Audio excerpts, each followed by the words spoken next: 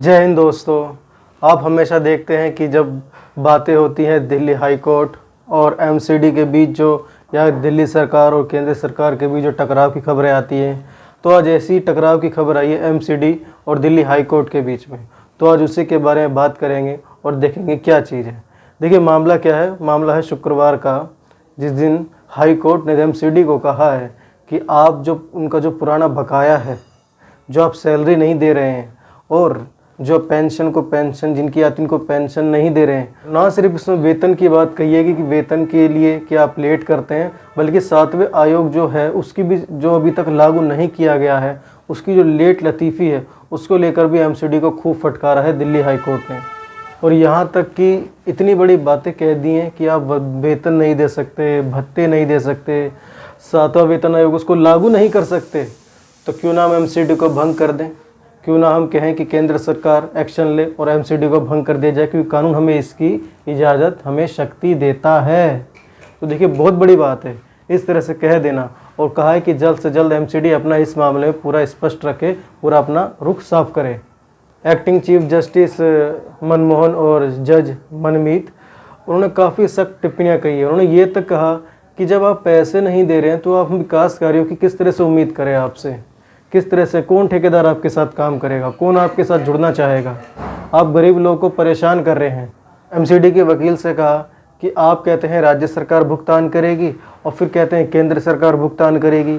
बड़ी बात कह दी। इसके साथ ही उन्होंने कहा कि ये आपके कर्मचारी हैं, ना कि किसी आतंकवादी समूह के मतलब कि किडनैप किए हुए आदमी हैं कि जिनकी कोई फिरौती देने को तैयार नहीं हो रहा है। तो देखिए कितने बड़े मतलब सख्त लहजे में उनको वेतन देना, उनको जो पेंशन देना, ये आप उनका वैधानिक अधिकार है। आप कोई दान पुण्य नहीं कर रहे उनके ऊपर। ये तक एमसीडी को कहा है हाई कोर्ट के जज साहब ने। जो कर्मचारी हैं, जो पेंशन भोगी हैं, उनके द्वारा दायर किए गए जो मामले का जो बैच है वो 7 वर्षों से लंबित है। आप देख सकते हैं। तो ऐसा नहीं कि हाई कोर्ट ने जो कहा कि बहुत ही मतलब इतनी आसानी से कह दिया, वो भी जब परेशान हो, क्योंकि अगर आपका एमसीडी में कोई काम करता है, कोई आपके या कोई जो रिटायर हो चुके, अगर आप उनसे बात करेंगे तो वो खुद बताएंगे कि ये बहुत बड़ी समस्या है। अगर कोई पेंशन पे है तो उसकी कई महीनों की पेंशन नहीं आती, और कोई सैलरी पे है तो उसकी कई सैलरीज नहीं आती। तो बहुत ही ज़्यादा मतलब ढीले काम होता है एमसीडी के अंदर। अब पहले केजरीवाल साहब कहा करते थे कि एमसीडी हमारे अंदर आ जाएगी तो हम उसको पता नहीं कहाँ से कहाँ पहुँचा देंगे। फ़िलहाल तो केजरीवाल साहब के अंडर में ही है कि एमसीडी, चुनाव वो जीत चुके हैं। तो अभी भी पहले सरकार बीजेपी थी तब भी इस तरह की चीज़ें सामने आती थी। आज केजरीवाल साहब हैं तब भी वही चीज़ें सामने आ रही हैं, और कानून ने भी केंद्र को अधिकार दिया कि वह एमसीडी को भंग कर सकता है। देखिए इतनी सख्त टिप्पणियाँ, इतनी बातें कहना कोई छोटी बात नहीं है। और दूसरी बात आप जानते होंगे, एमसीडी के वकील ने भी कहा कि हम पिछले जो कुछ वर्ष रहे हैं, कुछ महीने रहे, हम दिन पे दिन उसमें सुधार कर रहे हैं, लेकिन कोर्ट का कहना है कि ये इतना काफ़ी नहीं है। आप इस तरह से नहीं कह सकते बार बार।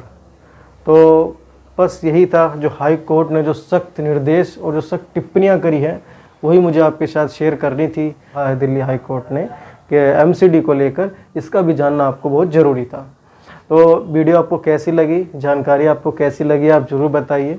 अगर आपको अच्छी लगी है तो लाइक शेयर सब्सक्राइब जरूर करें। मिलेंगे अगली बार। Thank you. जय हिंद।